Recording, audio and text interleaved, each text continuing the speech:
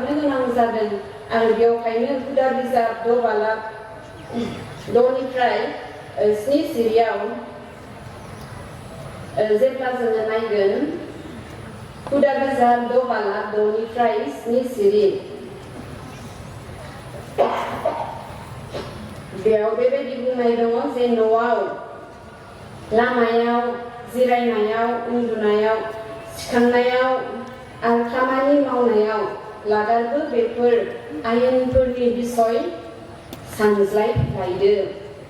जानायाव लोंनायाव उन्दुनायाव सिखांनायाव मा खालामनांगौ जोंनि बिमा बिफाफ्रा लागारबो इसोरनि बाथ्राफोरखौ फोरोंनांगौ इसोरनि आयेनफोरखौ फोरोंनांगौ आरो बेबायदियै जोङो मा खालामनो हायो जोंनि गथ'फोरनि जिथु साननाय माइन्ड आरो हार्ट होननानै बुङो गोसो आरो साननायाव इसोरनि बाथ्राफोरखौ जोङो सोनानै होनांगौ आरो दिनै बिमा बिफा जानानै जुदि जोङो गावनि गथ'फोरनो मोजां बाथ्राफोरखौ इसोरनि बाथ्राफोरखौ जोङो जुदि बिसोरनि गोसोआव जुदि जोङो सोनानै होनो हायाब्ला जोंनि गथ'फोरनि खर'आव जुदि जोङो सोनानै होनो हायाब्ला मा खालामगोन संसारानो बिसोरखौ मोनहागोन जोङो इसोरनि बाथ्राजों गावनि गथ'फोरखौ मोनहास'वाब्ला मा जागोन संसारनि बाथ्राफोरा संसारनि बिसयफोरानो बिसोरखौ मोनहास'गोन आरो दिनै बेबायदिनो जादों जोंनि गोबां न'खरफोराव दिनै जोङो बेबायदि जानायखौनो जोङो नुनो मोनदों जे जोङो जोंनि गथ'फोरखौ जोङो जेरै फोरोंनांगौ बेबायदि फोरोंनो हायैयाव जेरैबायदि इसोरनि बाथ्राफोरखौ जोङो फोरोंनांगौ बेबायदिफोरखौ जोङो फोरोंनो हायैयाव दिनै मा जादों बेबायदि संसारासो मा खालामदों जोंनि गथ'फोरखौ मोनहास'दों जोंनि गथ'फोरखौ मोनहास'दों मायो मोनहास'दों गाज्रि स्वभाबफोरा मोनहास'दों गाज्रि बाथ्राफोरा बिसोरखौ मोनहादों आरो बेवहायनो गाज्रि बिसयफोरा गाज्रि बाथ्राफोरा जोंनि गथ'फोरखौ मोनहानायनि सिगाङावनो जोंनि बिमा बिफाफोरा गथ'फोरखौ गाव गावनि गथ'फोरखौ मोनहाग्रोनांगोन आरो जेब्ला जोङो गावनि गथ'फोरखौ बेबायदि जानायाव लोंनायाव उन्दुनायाव थाबायनायाव जेब्ला इसोरनि बाथ्राफोरखौ जोङो बुंबाय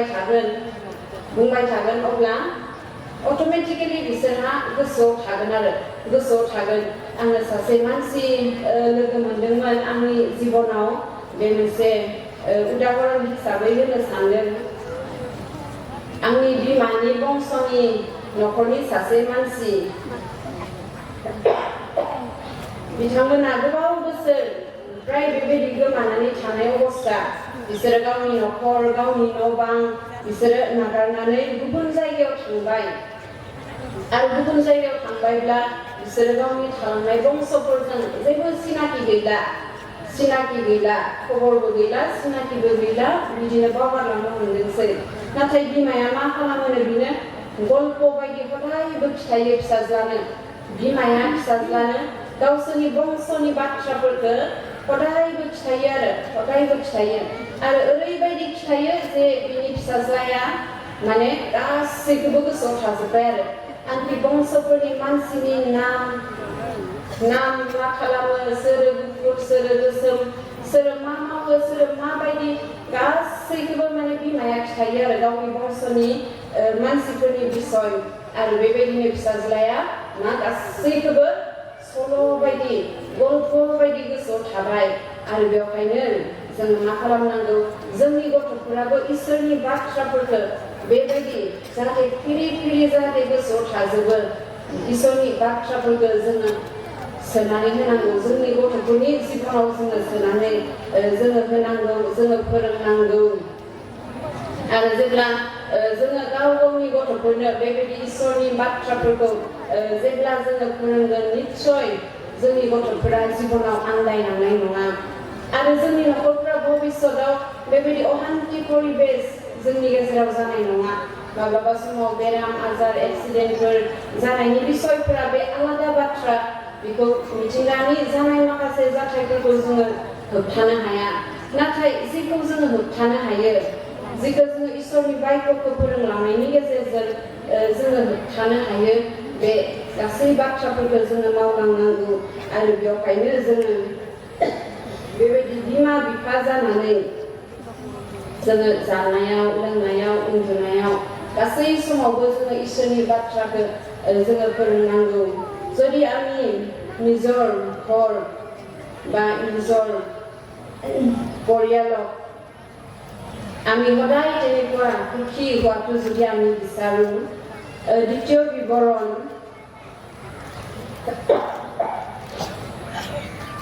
দ্বিতীয় বিৱৰণ 6 অধ্যায় 6 পৰা 7 পদত যদি আমি চাওঁ মই ডাঙৰ বাইবেলখন অনা নহয় ঘৰত ৰাস্তাত বহাত বা তেনেকৈ খোৱা সময়ত উঠাৰ সময়ত আৰু সকলো তেনেকুৱা কাম কাজ কৰা সময়ত ঈশ্বৰৰ বিষয়ে নিজৰ সন্তানৰ লগত কথা পাতিব লাগে বা নিজৰ সন্তানক ঈশ্বৰৰ বাক্যবোৰ শিকাব লাগে বুলি দ্বিতীয় বিৱৰণ 6 অধ্যায় 6 পৰা 7 পদত তেনেকুৱা লিখা আছে আৰু ইয়াৰ কাৰণে আমি নিজৰ সন্তানক সৰুৰ পৰাই আমি ঈশ্বৰৰ বাক্যবোৰ আমি শিকাই যাব লাগে যদি আমি ঈশ্বৰৰ বাক্য নিজৰ সন্তানক যদি নিশিকাও জগতে ইহঁতক শিকাব আমি যদি ঈশ্বৰৰ বাক্য নিশিকাও জগতে জগতৰ বিষয়ে আমাৰ সন্তানক শিকাব ইয়াৰ কাৰণে জগতে আমাৰ ল'ৰা ছোৱালীক লগ পোৱাৰ আগতে জগতে শিকোৱাৰ আগতে আমি কি কৰিব লাগে নিজৰ সন্তানক সদায় ঈশ্বৰৰ বাক্যৰে আমি ডাঙৰ কৰিব লাগে ঈশ্বৰৰ বাক্যবোৰ আমি নিজৰ সন্তানৰ হৃদয়ত আমি শিকাব লাগে যাতে ইহঁতে মনত থাকি যায় আমাৰ সন্তানবিলাক যাতে ঈশ্বৰৰ বাক্য তেনেকা মনত থাকি যায় আৰু ভাল মানুহ হয় যাতে ডাঙৰ দীঘল হয় তেনেকুৱা আমি ঈশ্বৰৰ বাক্যৰে নিজৰ সন্তানক আমি শিকাই যাব আমি লাগে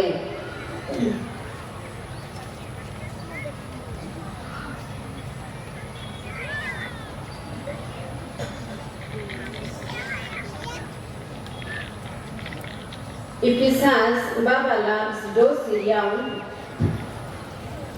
bebaidi buंदों Ephesus babala dosiam बोथोरा गाज्रिखाय खाबुखौ बायनानै ला बोथोरा गाज्रिखाय खाबुखौ बायनानै ला आरो बेबायदि सिरिया जोंखौ समखौ बाहायनायनि सोमोन्दै बुंदों समखौ बाहायनायनि सोमोन्दै दिनै जोङो सम मोनदोंब्ला बे समखौ जोङो माबायदि जोङो बाहायगोन खाबुफोरखौ जुदि जोङो मोनदोंब्ला जोङो जोंनि खाबुखौ जोङो बायनानै लानो रोंदों रोङाखै बिमा जानानै जोङो दिनै गथ'फोरनो फोरोंनो सम मोनदोंब्ला जोङो गावनि गथ'फोरखौ जोङो फोरोंनो रोंदों रोङाखै जोंनो थाखाय समा जोबोद गोनां आरो बे समा बारग'लाङोब्ला समा जुदि बारग'लाङोब्ला बे समखौ आरो जोङो माब्लाबाबो मोनफिननाय नङा गथ'फ्रा फरायनांगौ समाव जुदि फरायाब्ला बैसो जानानै आङो फरायगौमोन आङो फरायनायमोनब्ला आङो साख्रि मोनगौमोन बेबायदि होननानै सानफिनब्लाबो बियो खामानियाव फैनाय नङा कारन बे गावनि समखौ बियो बारहोबोखाबाय फरायनांगौ समखौ बियो फरायनायाव एंगारालासिनो बेबायदि गुबुन खामानियाव जुदि बाहायोब्ला बियो जिबनाव बेबायदि साक्सेस जानो हानाय नङा आरो थिग बेबायदिनो बिमा बिफा जानानै गावनि गथ'खौ गावनि न'खरखौ जोथोन लानो दिनै जोङो सम मोनदोंब्ला बे खाबुखौ जोङो बायना लानो रोंनांगोन आरो इसोरनि बाथ्राखौ जोङो फोरोंनो रोंनांगोन जोङो बोराय बुरै बैसोआव जुदि जोङो सानोब्ला जे आङो आंनि गथ'खौ बेबायदि मोजाङै फोरोंबोनो जुदि हानायमोनब्ला आंनि गथ'फोरा बेबायदि जानाय नङामोन निश्चय जोङो सानसे बेबायदि अनुभव खालामगोन जुदि जोङो दानो फोरोंनो रोङाब्ला उननि समाव जोङो बेबायदि मोनसे अनुभव जोंनि गोसोआव फैगोन आरो बेवहायनो जोङो हदायबो उननि थाखाय जोङो सिन्था खालामनानै खामानि मावग्रा आइजो समखौ मोजाङै बाहायनो रोंग्रा आइजो जोङो जानांगोन Efesia 5 অধ্যায় 16 পদ Efesia 5 অধ্যায় 16 পদত কোৱা হৈছে তোমালোকে পোৱা সুযোগবোৰৰ সৎ ব্যৱহাৰ কৰিবা কাৰণ এই কাল মন্দ আমি যি সময়খিনি আমি পাইছোঁ সেই সময়খিনি আমি ভালদৰে ভাল কামত আমি ব্যৱহাৰ কৰিব লাগে যাতে আমি নিজৰ সন্তানক ভাল বাক্যবোৰ আমি শিকাব পাৰোঁ কাৰণ এই কাল মন্দ বুলি কৈছে এই মন্দ কালত যদি আমি সময়খিনি আমি নিজৰ সুযোগখিনি যদি আমি ভাল কামত যদি ব্যৱহাৰ কৰিব নোৱাৰোঁ নিশ্চয় আমাৰ জীৱনত ভৱিষ্যতে অনুতাপ হ'ব যে মই সেইখিনি সময় মই কিদৰে কটালোঁ মই ভাল সময়খিনি পাইছিলোঁ নিজৰ সন্তানক ভাল ঈশ্বৰৰ বাক্যবোৰ শিকাবলৈ কিন্তু মই নিশিকালোঁ শিকাব মই নোৱাৰিলোঁ সেই তেনেকুৱা অনুভৱ ভৱিষ্যতত আমাৰ হ'ব ইয়াৰ কাৰণে আজি আমি যি সময় পাইছোঁ ঈশ্বৰৰ বাক্য শিকাবলৈ নিজৰ সন্তানক বা নিজৰ ঘৰৰ সকলো মানুহবিলাকক আমি এই কাল যদি মন্দ আমি ভাল সময়খিনি সময়খিনি আমি কিনি ল'ব আমি লাগে जोङो माखासे बिमाफोरनि उदाहरण जोङो नायनो माखासे बाइबेलनि नायगोन माखासे सेकुलारनि बिमाफोरनि सोमोन्दैबो जोङो नायनो बे समाव बिली ग्राहामनि सोमोन्दै जों गासैबो मिथियो बिली ग्राहाम सासे गेदेर एभान्जेलिस्ट बिली ग्राहामा 2023 मायथाइनि मादार्स डेआव मोनसे बाथ्रा बुंदोंमोन 2023 मायथाइनि मादार्स डेआव मोनसे बाथ्रा बुंदोंमोन आरो बेनो जादों माय मादार वाज ए मादार अफ गड आंनि बिमाया इसोरनि बिमा बायदि इसोरखौ गिग्रा आइजो आंनि बिमाया इसोरखौ गिग्रा बिमा बेबायदियै बिली ग्राहामा बेबायदि बाथ्राखौ बुंदोंमोन आरो मानो बुंनो हादोंमोन बिली ग्राहामा कारण बियो बेबायदि सासे गेदेर एभान्जेलिस्ट जिथु जानो हादों बियो गावनि बिमानि जुगिदिसो बिथाङा जानो हादों आरो मोनसे बेबायदि आर्टिकेलाव फरायनो मोनदोंमोन जे मर' आरो फ्रेंक ग्राहाम बिली ग्राहामनि बिमा आरो बिफा बिथांमोनहा गावसोरनि गथ'फोरनि थाखाय भिजन सिमां दोङोमोन आरो बिहेखे बिली ग्राहामनि थाखाय बेबायदि सिमां दोङोमोन जे बे इसोरनि खामानि मावथों इसोरनि मानसि जाथों होननानै बिसोरहा बेबायदि भिजन बा सिमां दोङोमोन आरो बेनि उनाव बिसोरो आरज खालामदों गावसोर जि सिमां नुदों जि भिजनखौ नुदों गावनि गथ'नि थाखाय जे गावनि गथ'आ इसोरनि मानसि जानांगौ इसोरनि खामानि मावग्रा मानसि जानांगौ बेवहाय मा खालामदों आरज खालामदों आरो आरज खालामनायनि उनाव मा खालामदों गावनि फिसाज्लाखौ इनकारेज होदों थुलुंगा होदों आरो इसोरनि गाहाम मानसि जाथों होननानै मा खालामदों मोजां ख्रिस्टियान कलेजफोराव बेखौ फरायहोदों आरो जायनि गेजेरजों मा जादों बिली ग्राहामा सासे गेदेर एभान्जेलिस्ट जानो हादों बेयाव मोनथाम बाथ्रा जों नुनो मोनबाय भिजन प्रेयार आरो इनकारेजमेन्ट सिमां नुबाय बिनि उनाव आरज खालामबाय बिनि उनाव थुलुंगा होबाय सासे इसोरखौ गिग्रा आइजोआसो गावनि गथ'फोरनि थाखाय बेबायदि मोजां सिन्ता भबिष्यतनि थाखाय बेबायदि मोजां सिन्ता खालामनो हायो सिन्ता खालामनानै गावनि गथ'फोरनि थाखाय आरज खालामनो हायो आरो गावनि गथ'फोरखौ थुलुंगा होनो हायो बे बाथ्राखौ जोङो बिनि जिबनाव जों नुनो मोनबाय मादार टेरेसानि सोमोन्दै जोङो मिथियो मादार टेरेसानि बिफाहा मोनसे फालांगि दङमोन आरो बे फालांगियानो जादों बिथांमोनहा दावाइनि फालांगि दावाइफोरखौ बिसोरो दाबसे जायगानिफ्राय गुबुन दाबसे जायगायाव बिसोरो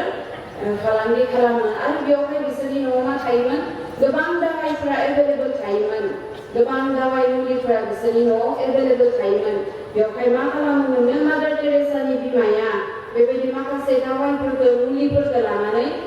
गावनि ओनसोलाव थानाय गावनि गामियाव थानाय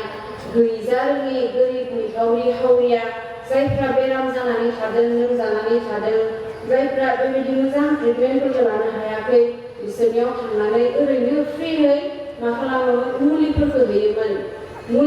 होयोमोन आरो बेबायदिनो बे समाव मा खालामोमोननो मादार टेरेसानि बिमाया गावनि गथ'फोरखौ लांफायोमोन गाव जि मावदों बेखौ दिन्थिनो थाखाय अरायबो गावजों लोगोसे बिमाया लांफायोमोन आरो जायनि गेजेरजों बेबायदि चेरिटिनि खामानि मावनो थाखाय मादार टेरेसाया गावनि बिमानिफ्राय बेबायदि सोलोंनो हादों नुनानै सोलोंनाय बेखौ मादार टेरेसानि जिबनाव जों नुनो मोनो मसीनि बिमानि सोमोन्दै जों गासिबो मिन्थियो बाइबेलाव थानाय मसीनि बिमाया गावनि गथ'खौनो मा खालामदों गुबुननि थाखाय खांदों मसीनि बिमाया गावनि गथ'खौनो गुबुननि थाखाय खांदों दसे समनि उनावनो जेब्ला गथ'आ देरगोन गाव हारसिं थानो हानाय जागोन अब्लानो मा खालामनांगोन बियो गावनि गथ'खौ गुबुननो हरदों आरो जि सम मोनदों बे समखौ मसीनि बिमाया ओरैनो एंगारहराखै बियो गावनि मानसिफोरनि सोमोन्दै खोन्थादों गावनि फिसाज्लानो गावनि इसोरनि सोमोन्दै खोन्थादों इसोरनि बाइबलफोरनि सोमोन्दै खोन्थादों इसोरनि आयेनफोरनि सोमोन्दै खोन्थादों आरो बेबायदिनो इसोरनि बाइबलआ मसीनि जिबनाव अरायबो थादों जायनि जाहोनाव सानसे समाव मसीया मा जादों गावखौ बेबायदि फारावनि फिसाजोनि फिसाज्ला मुंख'जानो बादों सासे राजानि फिसाजोनि फिसाज्ला मुंख'जानो बियो बादों आरो हदायबो बिनि गोसोआ गावनि मानसि गावनि इसोरनि फारसे थादों आरो जायनि जाहोनाव सासे गेदेर इजराइलारिनि सासे दैदेनगिरि बियो जाबोनो हादों आरो इजराइलखौ मा खालामनो हादों गासै माबानिफ्राय मिसर देशनिफ्राय बियो दैखोबोनो हादों